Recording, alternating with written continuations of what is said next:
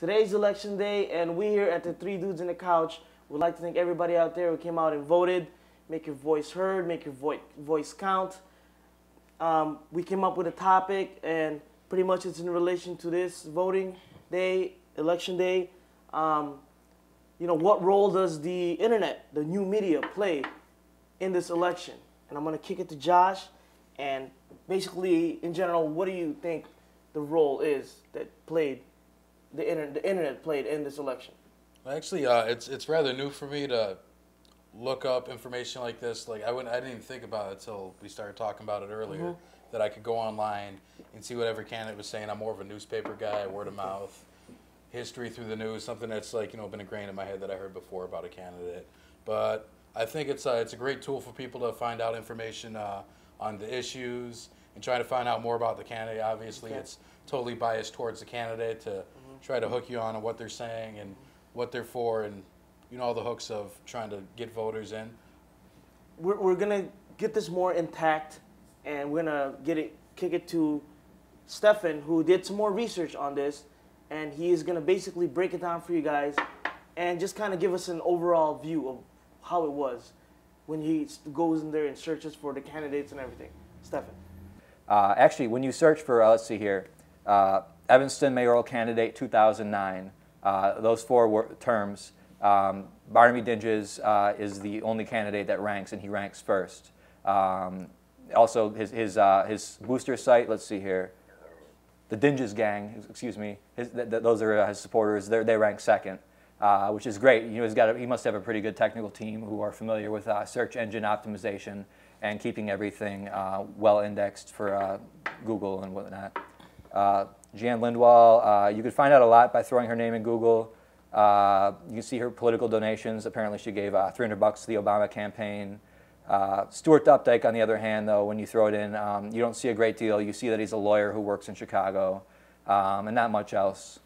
Lastly, let's see, Elizabeth Tisdall, when you throw that in, you can see there's a lot of Evanston blogs, a video of one of her campaign rallies. That's pretty good, but Barnaby Dinges definitely has the best web presence out there.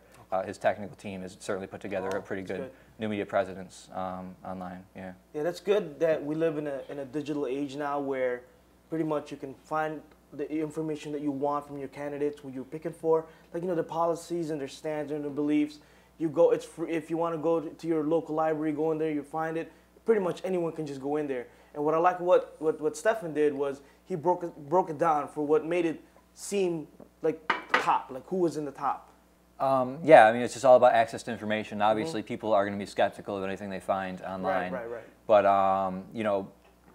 like they're going to make their own decisions, and you can't help that. But like one thing perhaps candidates could be doing is just advertising on their own name and search results. It was proved in the last election cycle that this has a pretty strong return on investment for how much money you might spend. The Obama campaign, there was something I think in the Washington Post or something about how they saw a really, really positive return on investment with respect to their advertising strategy and like how many volunteers it gave them, how much donations it gave them.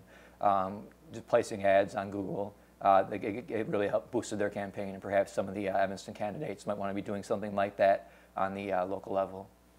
Can I interject on that just 1 second? Like, obviously that's correct, and you read that in the Post about Obama, but I could see that because they were such a youth-driven campaign, that's why it was so successful. Because whatever the range, 18 to 25, most of those kids only know how to find information on the internet. So that's a great thing. I'm just saying that could be a little skewed. I get what you're saying. I don't think it's especially true anymore. I think the vast majority of people out there know how to throw a search term into Google and evaluate the information that they get back. I'm not saying that they're incapable of it. I'm just saying like more inclined to. Yeah, I think people, especially older people, nowadays are much more inclined to use the internet.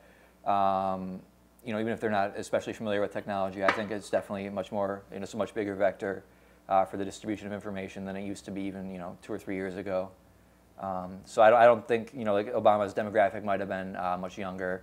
And it wouldn't necessarily be the case for an Evanston mayoral candidate, but I think Evanston is a pretty well-connected, wired city, digitally speaking, and I think pay-per-click advertising probably could have helped one of these candidates maybe not a lot, but to some degree.